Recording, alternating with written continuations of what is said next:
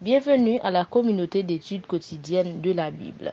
Nous vous saluons chaleureusement et nous profitons pour vous remercier de nous suivre régulièrement et de partager nos contenus avec les autres. Sachez que Dieu vous bénira tous en retour. Nous prions le Seigneur. Infiniment nous te disons merci, notre Père et notre Dieu. Tandis qu'en cet instant nous allons étudier ta parole, nous te demandons de nous donner ton Saint-Esprit. Nous te prions au nom de Jésus. Amen. Une nouvelle semaine, nous étudions la leçon 7 qui a pour titre « Motivé par l'espérance ». Verset à mémoriser. En ce jour, l'on dira « Voici, c'est notre Dieu en qui nous avons confiance, et c'est lui qui nous sauve. C'est l'Éternel en qui nous avons confiance. Soyons dans l'allégresse et réjouissons-nous de son salut. » Ésaïe 25, le verset 9.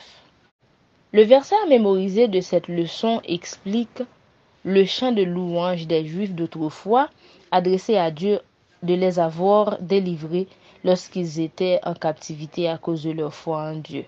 Ce chapitre explique la vengeance de Dieu contre les incrédules, contre les rois de la terre qui refusaient d'obéir à Dieu, mais se contentaient plutôt de leur pouvoir terrestre et de leur méchanceté.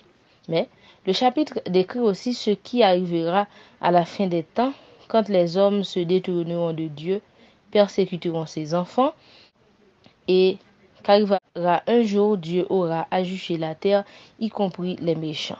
Ce jour-là sera un jour de détresse, de vengeance et aussi de joie, parce que Dieu récompensera les personnes qui lui seront fidèles, et ces dernières auront à chanter ses louanges.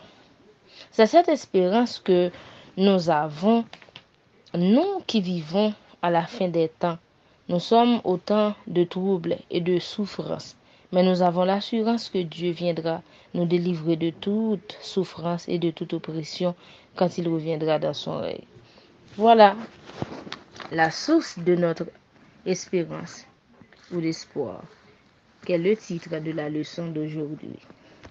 Cette espérance est décrite dans les textes suivants. Jean 14, verset 1 à 3. Nous dit, nous n'avons rien à craindre parce qu'il y a une place pour chacun dans le ciel et il viendra nous chercher pour être avec lui. Saint 4, verset 13 à 18. Nous n'avons pas à nous affliger pour nos proches qui sont décédés.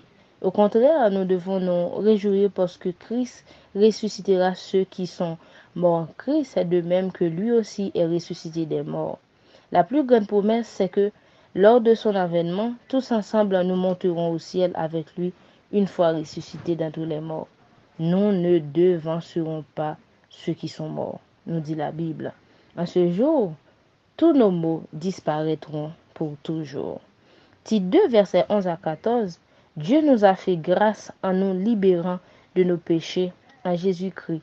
Étant ainsi, nous devons vivre selon la justice et la piété et de rejeter les choses de ce monde parce que nous appartenons à Dieu. Étant choisis par Dieu, nous serons avec lui au ciel un jour quand il reviendra dans son règne. Nous voyons, il est facile de comprendre la raison pour laquelle la croyance en la seconde venue de Christ apporte tant d'espoir et de joie aux chrétiens qui croient en la Bible. Elle annonce, à savoir la venue de Jésus, la fin de la maladie, de la souffrance, de la mort. Elle marque la fin de la pauvreté, de l'injustice et de l'oppression et anticipe la fin des querelles, des conflits, des guerres. Elle prévoit au contraire un monde futur de paix, de bonheur et de communion durable avec Christ et les rachetés de tous les âges pour toujours. De tout temps, la venue du Seigneur a été l'espérance de ses disciples.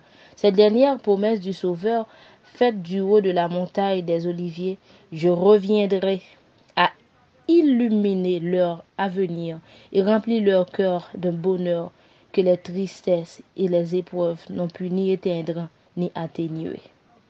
Au milieu des souffrances et des persécutions, cette perspective de la gloire du grand Dieu et de notre Seigneur Jésus-Christ est restée la bienheureuse espérance de l'Église fidèle.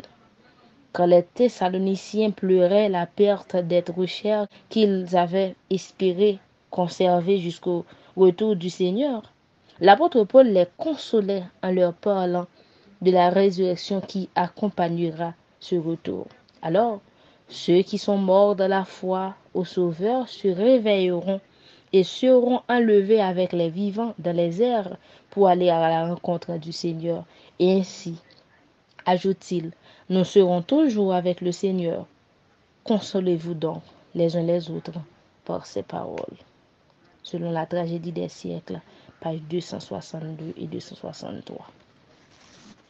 La seconde venue de Jésus doit préoccuper toutes nos pensées, en raison qu'il mettra fin à nos souffrances, humiliations, les tentations de Satan et surtout de la mort, notre plus grand ennemi.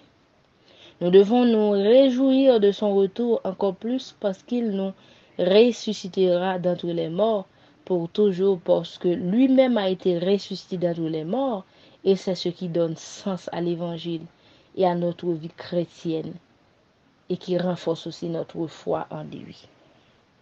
Voilà la raison de notre espérance, à la promesse faite par Jésus lui-même de son retour. Efforçons-nous donc d'être là lors de son retour et d'avoir part à la première résurrection pour être au ciel avec lui. Encore une fois, nous ne devancerons pas ceux qui sont morts. Ensemble, nous serons transformés au signal de Dieu pour aller au ciel avec Christ.